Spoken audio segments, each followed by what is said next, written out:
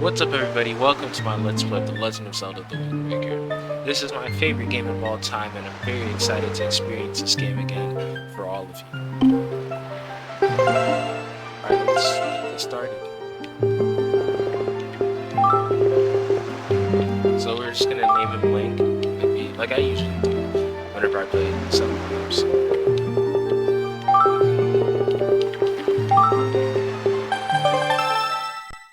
Now on to the intro cutscene. This just breaks down the plot of the story of how Hyrule gets to the way it is. Basically, to summarize it, in Ocarina of Time, after the final battle where Link beats Ganon, Zelda sends him back in time to go warn the King of Hyrule about Ganondorf's plot to betray everybody. Right? So it creates multiple timelines off of that one fight in Ocarina of Time. So you have the child timeline, which is the one that takes place following Link warning about Ganon and them, like trying him, executing him, which leads into Majora's Mask and Twilight Princess. And then you have the Link is defeated timeline, where he loses in that final battle. It's an alternate one compared to the other two, where he's defeated, Ganon is stopped by the sages, he's sealed, and a very chaotic period of Hyrule comes. That's like those are the two where the 2D games fall for the most part, aside from the Four Swords series, like A Link to the Past, A Link Between Worlds, etc., etc. And then this timeline is the one where Link defeats Ganon, Zelda sends him back in time, but follows the timeline after Link leaves. Right, so Ganon destroys he basically destroys Hyrule for 7 years, and in that 7 years while Link is sleeping in the Temple of Time, this is that timeline that comes after it. So there isn't really Link in here anymore. He goes back in time, and then this disappears, right? Then Ganon ends up coming back, like it says over here. He ends up coming back, and they thought that he was gonna come back, but he just doesn't, because he's not here. He's in a different timeline and prevented the events of this game, or of Ganon in the last game, right? So they call on the gods, and the gods end up flooding Hyrule to prevent this from happening again. It's a unique take on Zelda franchise.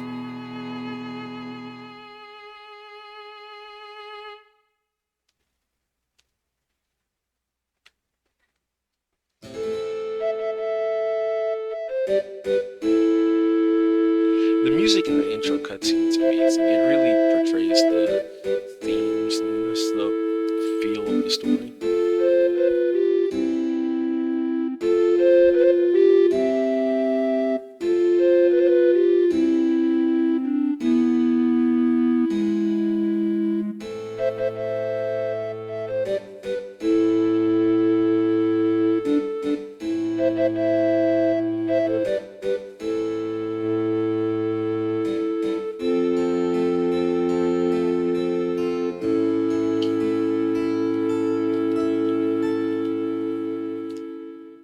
That concludes the intro cutscene.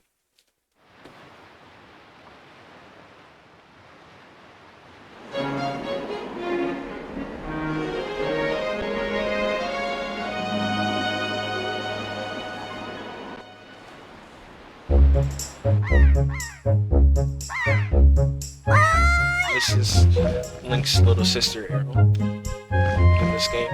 Link's usually an only child, or doesn't really have any family around. Sometimes he'll have an uncle, but in this game he actually has a full family. He has a sister and a grandma.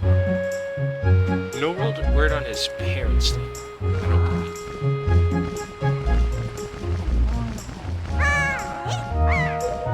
No, he's just sleeping here.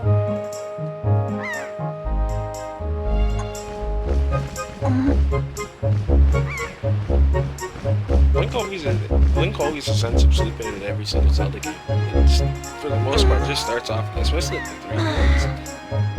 Majora's Mask is a little bit different though. I don't think it does. Everything.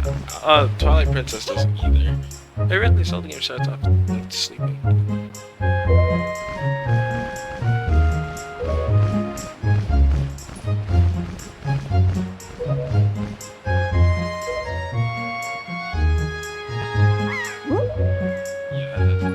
Link is weird for the items. Like, I never heard of someone forgetting their own birthday. He's just sweating and sleeping on top of a deck.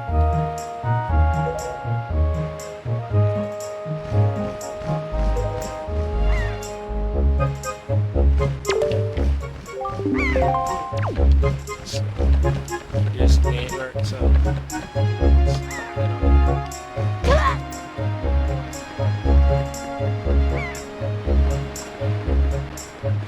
Link's model in this game looks amazing. I love the cel-shaded art style of Wind Waker. It really aged well. It allows the game to look amazing even in current year. Like, I don't think the game will ever like not look amazing because of this art style. It aged a lot better than the other games like Ocarina and Majora's Mask. Twilight Princess looks really good still, but I think that might end up aging worse in this game. I think Skyward Sword is going to age really well too. And all these games are helped by the fact that they have like HD remakes or remasters, which makes the games look even more modern. Like Skyward Sword HD looks really good. Twilight Princess looks really good. Wind Waker looks amazing. They reworked the lighting system in the game. It's really neat. Although the 3DS remakes for Majora and Ocarina are kind of dated because it's on weaker hardware, I think that those games might be due for another remake in a couple years. But at least the games are accessible to play on the Nintendo Switch Online version, but that one's kind of bad from what I've heard. And you have the remakes as well if you have an old DS lying around.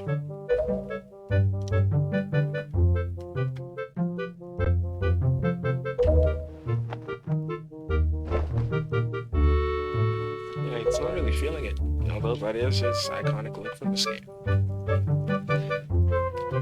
Personally, I do prefer his the clothes he was originally wearing in this when you woke up.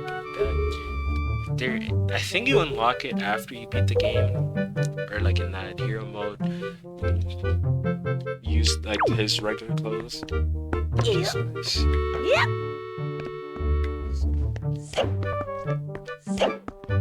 Let's.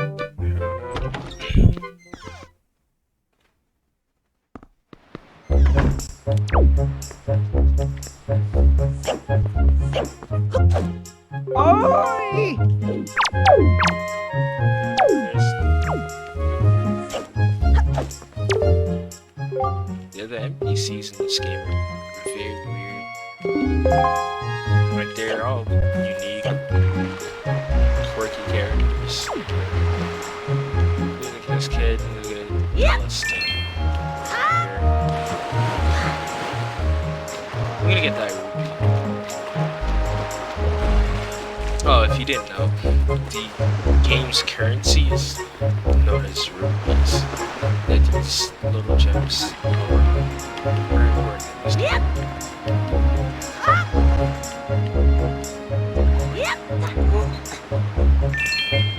You don't actually have a jump button in this game. Well, okay, you kind of do with the Z-targeting like that, but whenever you're going over large gaps like that, you're just gonna run off and jump instead of there's this knock kid that just harasses you, just follows you around.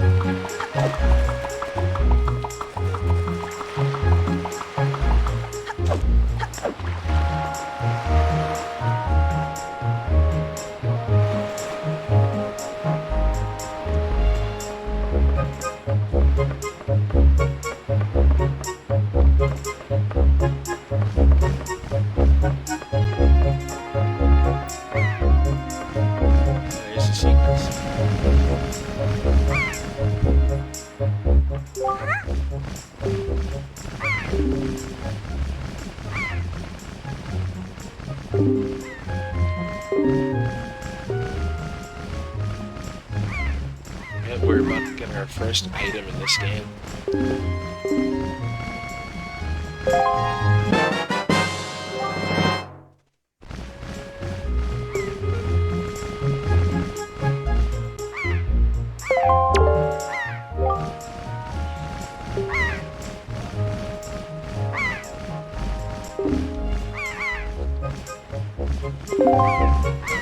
So I'm gonna just equip this to the Z button.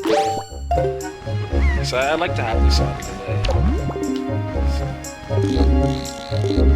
the controls for the camera in this game are a little bit different from what I'm used to.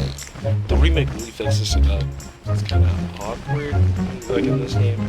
But I'll get used to it. It helps that I'm on using a gaming controller. That's really makes it gives you a genuine experience in the game. I would have been 20 years ago. Just using my brand new Smash Ultimate controller. I got it from Melee Ultimate. There's the Hellbound King. Really, he's a really fun boss fight later on.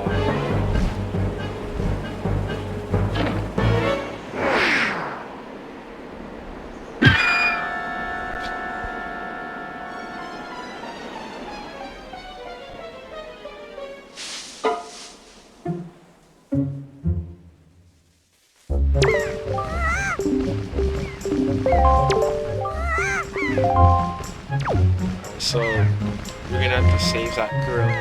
There's Tetra, she's a pirate, as you can see. Friends over there. So we're gonna have to go into the forest up there.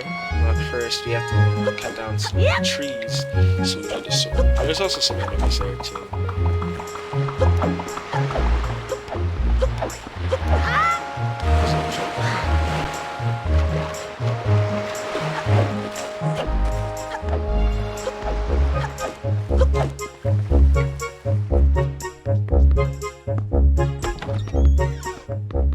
This house, I believe. Yep.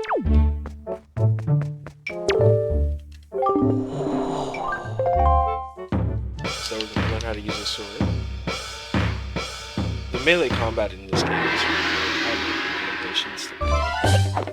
Simple, but it's effective.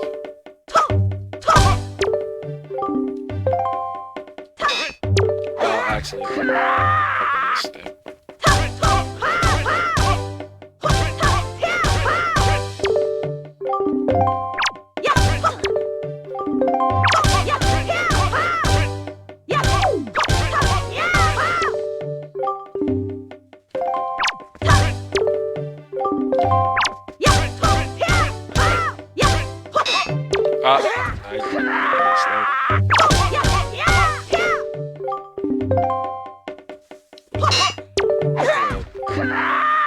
Oh, it was a split time.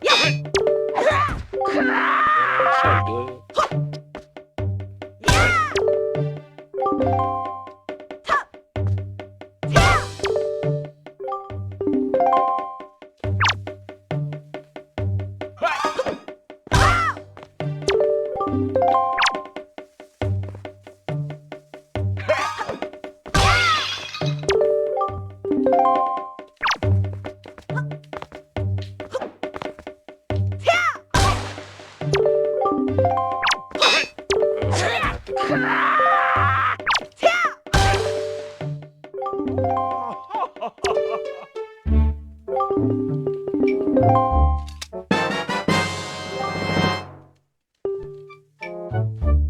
Yep, our first start of the game.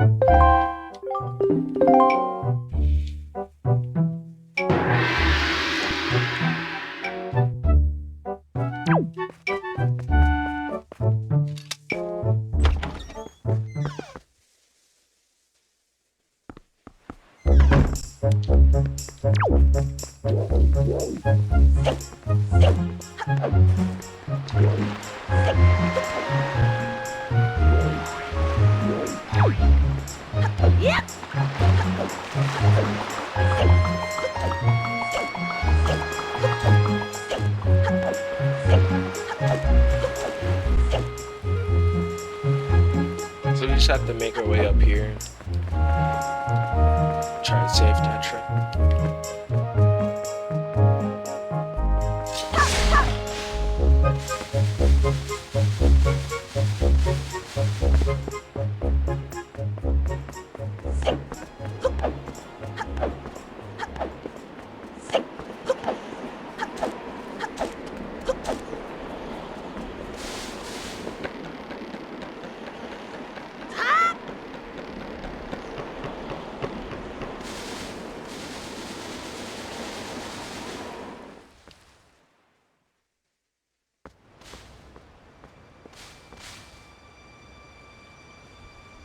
Alright, there she is.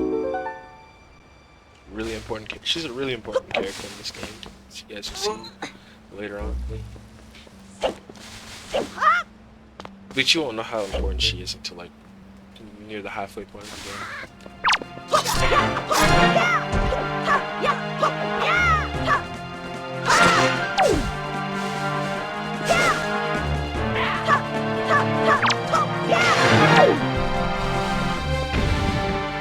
Alright, there's your first look up.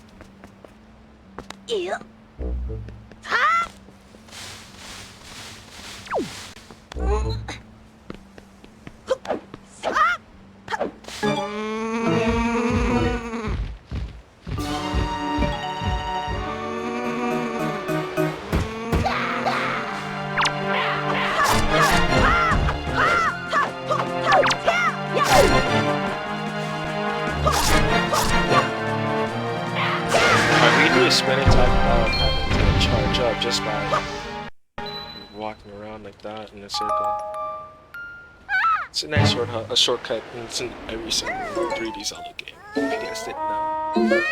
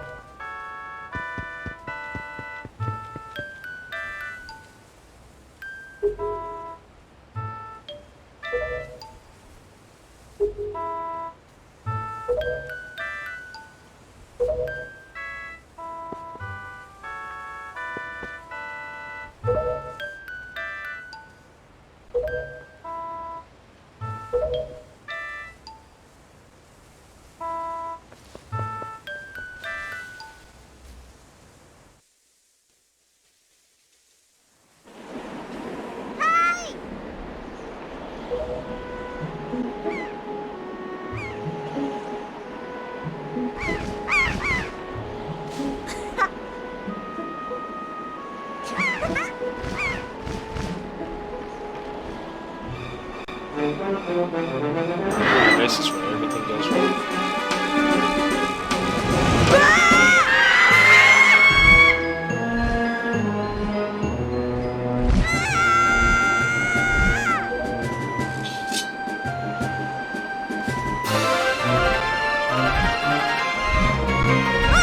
Yeah, Link is actually an idiot. I don't know what he was trying to accomplish there.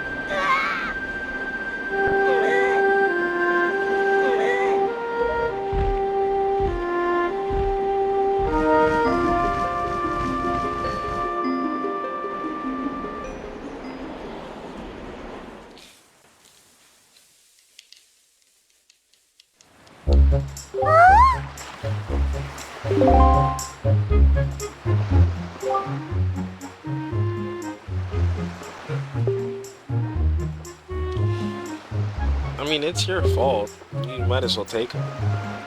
I don't know why Tetra's... She's a lot... She's really difficult in this game. But... There's a real one over here. This is Rito. He knows what's up. He's telling them straight up, yo, you gotta help him.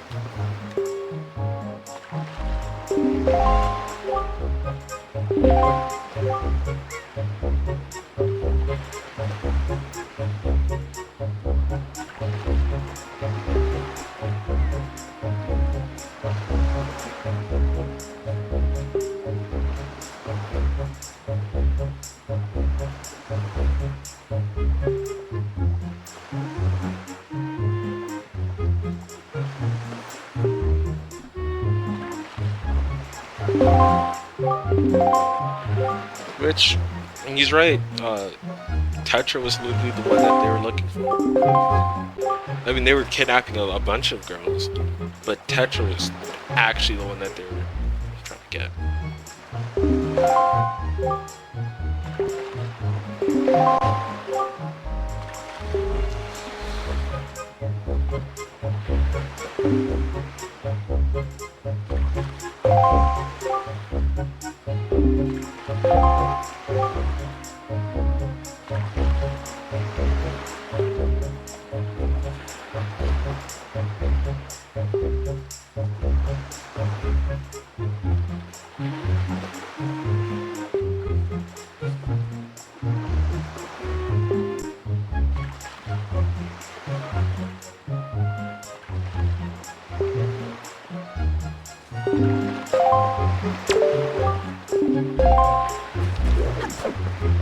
Alright, now I have to go back to our house because Grandma has a shield dress.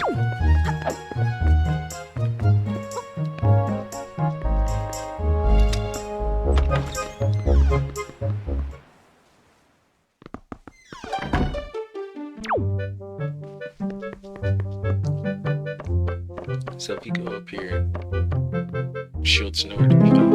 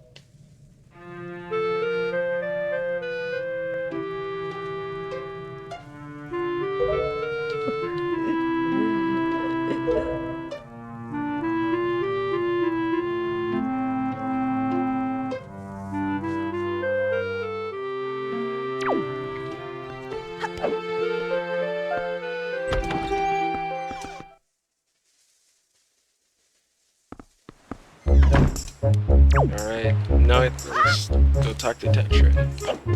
Our journey officially begins.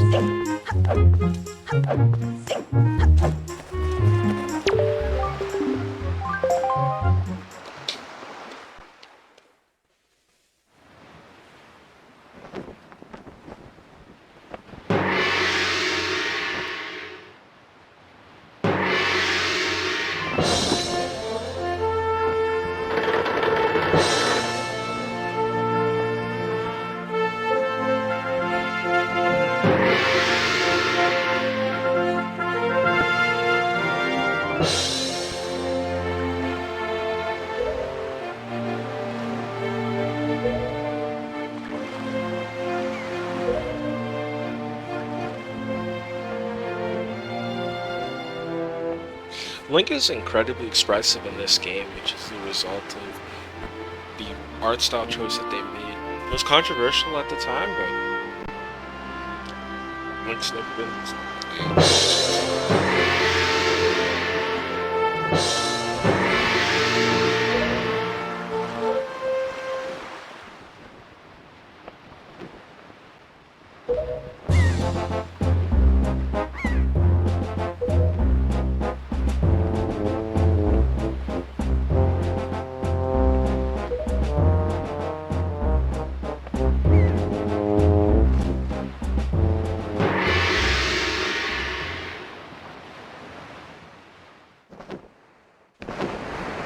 Alright, that is where I'm gonna leave things off.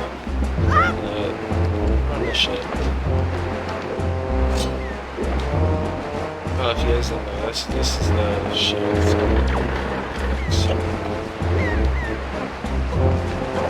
But, alright, this is where we're gonna leave things.